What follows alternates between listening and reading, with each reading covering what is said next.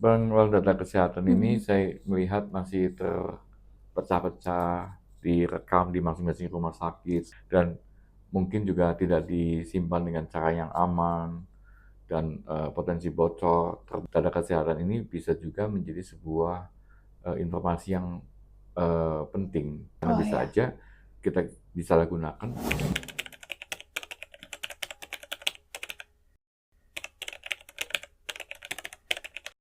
Domain yang sangat mendapat keuntungan dari Mhm. pengembangan AI, saya kira adalah bidang kesehatan. Ada paper yang menyatakan bahwa akurasi dari AI itu 90% something. Oleh karena itu, gabungan antara AI dengan keamanan data yang terpusat, Mhm. saya kira menjadi sebuah solusi. Halo teman-teman, Halo, selamat datang di Equinix Weekly Tech Tech Talk. Talk. Oke, kita bertemu lagi teman-teman semua dan juga Pak Jul. Dan juga Halo, Amel, yes. halo. Perkenalkan lagi semuanya, saya Amelia sebagai host di sini dan bersama dengan Julianto. Pak Julianto ya. Oke, dan sekarang mungkin Pak Jul, kalau ngomongin Mm-mm. Equinix kan tidak bisa lepas dari database ya Pak. Ya, sebetulnya kita punya banyak ya. Oke. Cuma memang mostly majority kita mendeliver solusi berbasiskan open source dan database Yes, Postgres. karena itu memang salah satu yang pertama paling awal kita deliver Betul, juga ya Pak iya Jul betul. ya. Nah. Dan ketika ngomongin database, tentu data itu adalah suatu objek yang sangat penting di dalamnya ya Pak Jul ya. Betul, Mhm. datanya sangat dinamis Mhm. dan harus diamankan dengan baik. Betul sekali. Oke Pak Jul, waktu di episode sebelumnya kita sempat menyampaikan ya Pak, banyak Mm-mm. industri yang mungkin sudah kita bantu ataupun memang membutuhkan kemampuan dari database yang mumpuni, kan Pak. Iya, Dan salah satu yang mungkin kita tidak bisa pungkiri juga ya Pak, di Indonesia ataupun di dunia bahkan, itu ada industri kesehatan ya Pak Jul. Di yes. mana penggunaan datanya itu sangat masif dan juga Mm. bagaimana kita keamanannya itu perlu dengan proteksi tinggi begitu Iya. Pak. Kalau menurut Pak Jul sendiri nih Pak, penggunaan ataupun pengelolaan data di kesehatan itu seperti apa ya Pak Jul? Ya, jadi pengelolaan data kesehatan ini Mhm. saya melihat masih terpecah-pecah, direkam di masing-masing rumah sakit sendiri Oke. gitu kan. Dan mungkin juga tidak disimpan dengan cara yang aman, dan potensi bocor, terbaca orang lain dan Mhm. seterusnya. Ini sangat apa namanya, eee, ya beresiko ya. Mhm. Karena data kesehatan ini bisa juga menjadi sebuah informasi yang penting, karena Oh bisa ya. aja kita disalahgunakan membuat terjadinya resiko kesehatan, bahkan sampai kematian, begitu ya. Jadi misalkan seseorang lagi keluar kota Mhm. dan dia kemudian sakit tiba-tiba dan ke rumah sakit yang belum pernah dia datang, mungkin dia nggak punya daftar historical, Yes, ya kan, riwayatnya ya Pak riwayat ya. alergi apa, ya kemudian golongan darah dan seterusnya gitu kan, Mhm. tentunya akan sangat merepotkan. Kalau dia punya data yang terkumpulkan setiap saat, entah itu dengan cara terpusat atau bagaimana, saya kira akan lebih baik dan potensi kehilangan nyawa akan semakin berkurang, begitu. Oke. Jadi memang ada korelasi langsung ya Pak antara Yes, si pengelolaan data tersebut dengan tadi ya kebocoran informasi dan juga bahkan risiko-risiko resiko pada pasien kesehatan. tersebut Iya, ya. betul. Oke Pak Jul. Dan terkait data kesehatan tadi Pak, sebetulnya apakah harus benar-benar terpusat atau tersebar itu nggak masalah Iya, gitu saya Pak? kira kesadaran untuk membuat data terpusat itu sudah ada, Amel. Oke. Dan saya kira pemerintah sudah punya namanya Satu Sehat. Satu Sehat ya Walaupun saya belum aplikasi. tahu pasti bagaimana itu diimplementasikannya, Yes. namun saya juga belum yakin bahwa Satu Sehat itu benar-benar aman. Oke.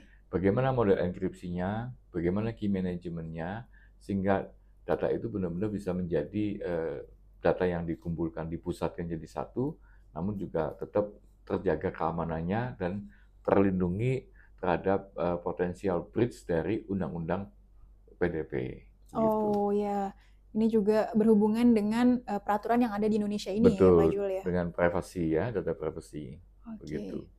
Kalau terkait digitalisasi kesehatannya nih Pak, Iya, datanya, menurut Pak Jul sudah lumayan oke belum ya kalau saya untuk? kira cukup oke, Mhm. walaupun mungkin kita bisa improve lebih baik lagi. Oke, tentu ya. Karena salah satu domain yang sangat mendapat keuntungan dari Mhm. pengembangan AI, saya kira adalah bidang kesehatan.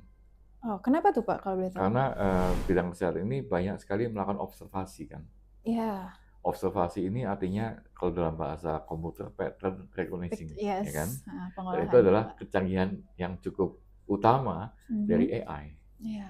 Soalnya Thorax itu kan ada paper yang menyatakan bahwa akurasi dari AI itu 90% something, Mhm. sementara para dokter radiologi hanya 70%. Oh, dalam mengidentifikasi pola tadi ya? Iya, berarti AI sudah bisa menggantikan dokter dalam hal ini, yang bersifat observasi itu. I Dan saya see. kira akan lebih banyak lagi bidang-bidang itu yang bisa digantikan dengan AI. Dan oleh karena itu, gabungan antara AI dengan keamanan data yang terpusat, Mhm. saya kira menjadi sebuah solusi yang sangat eh, menarik buat meningkatkan tingkat kesehatan masyarakat secara umumnya pada negara kita, begitu. Oke. Kalau kita bicara tentang data kesehatan tuh tidak lepas dari EMR ya, Pak ya? Yes, Elek- electronic Electronic Medical medical Record record, gitu. ya betul.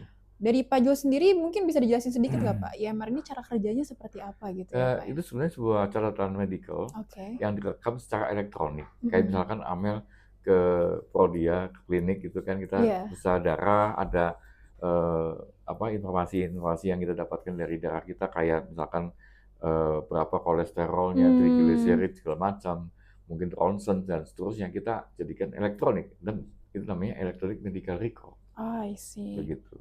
Apakah EMR itu berarti sudah pasti terpusat atau belum Pak? Nah itu dia. Em, yang saya dengar ada satu sehat. Apakah benar-benar terpusat? Kita belum tahu pasti. Mhm. Yang jelas, apakah itu aman?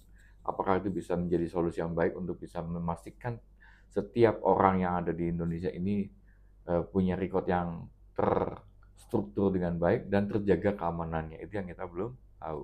Oke. Untuk hal itu Pak, ketika suatu data menjadi terpusat gitu Pak, berarti harus ada pihak yang benar-benar menjaganya ya Pak ya? Di Ya, pusat tersebut begitu. menjaganya dan juga melakukan enkripsi data supaya Oh, datanya tidak dapat dibocorkan kepada pihak lain.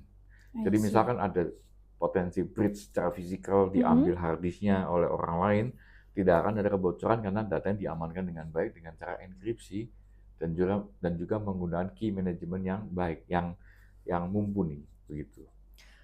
Oke Pak Jul, untuk enkripsi dan key management di bidang digitalisasi kesehatan ini, apakah Hmm. ada perbedaan Pak dengan yang biasa kita tangani gitu? Saya kira tidak ada perbedaan, Mhm. hanya saja karena ini data pribadi, maka agak sedikit khusus gimana key manajemennya ini bersifat pribadi. Oke, Gitu. gimana tuh Pak ilustrasinya Pak bedanya? Ya, jadi kalau kita data perbankan, Mhm. tentunya key manajemennya menggunakan HSM yang di bank. Iya. Kan itu sederhana ya, kan Mhm. tinggal beli HSM, kita simpan di situ, semuanya akan diamankan oleh HSM. Tapi kalau personally, masa kita punya HSM sendiri-sendiri di rumah, kan enggak kan ya? Otomatis ada mekanisme tertentu. Jadi bagaimana HSM yang terpusat itu menjadi bagian dari KMS yang bersifat pribadi. Kita punya tools yang sebetulnya dengan Oh, menggunakan oke. Caraka. Caraka ya Pak? Jadi Caraka adalah aplikasi mobile Mhm. yang bisa menjadikan personal key management system, walaupun dia personal tapi juga terpusat karena tetap di backup dengan HSM. Oh, jadi di balik Caraka itu sendiri ada HSM-nya ya Pak ya? Betul. Cuman dia di internet Mhm. dan kita punya cara mengaksesnya dengan menggunakan PIN kita yang hanya kita sendiri yang tahu. Jadi jika misal ada dokter meminta EMR kita, Iya. maka si dokter itu akan mengetik sesuatu di laptopnya dia. Mhm. Kemudian kita sebagai pasien akan mendapat notification. Kita bilang, oke, silakan dilihat, yes gitu kan. Iya. Maka dokter bisa lihat. Dan ketika itulah PIN kita kirimkan ke server Server. sehingga data yang di server tidak pernah dibuka sebelum PIN itu kita kirimkan. Nah, setelah kita Oke. kirimkan, maka dokter bisa melihat. Selesai, datanya hilang. Begitu. Jadi, bagaimana kita bisa menciptakan sebuah sistem yang aman, terpusat, dan menjadikan dasar keamanan kesehatan kita. Begitu. Baik. Berarti dalam artian benar-benar data yang kita buka kepada pihak tertentu itu berdasarkan pengetahuan kita ya Iya, Pak ya, atas sepengetahuan kita. konsennya kita. Konsen, betul Betul sekali. sekali. Itu hal yang penting ya Pak ya Sangat dalam penting. dunia kesehatan Benar terutama juga. sekali. Oke, baik Pak Jul. Terkait tadi Pak, mungkin mau menyambungkan ke bantuan dari AI tadi yang Bapak bilang ya di dunia kesehatan. Ada nggak sih Pak kehubungannya, koordinasinya antara data EMR yang sudah terpusat ini Iya. dengan tadi penggunaan AI Oh gitu ya, Pak? jadi kalau data itu kita pusatkan, Mhm. kita punya historical, ya Mhm. kan? Saya kira Amel juga paham bahwa sebuah informasi itu juga tidak hanya ketika informasi itu didapatkan, tapi juga perubahan-perubahan itu menjadikan sebuah another information kan. Oke, Nah, jadi yes. ketika IMR terpusat, kemudian ada sebuah engine AI yang diberi akses untuk mengakses secara anonimus begitu kan, Mhm.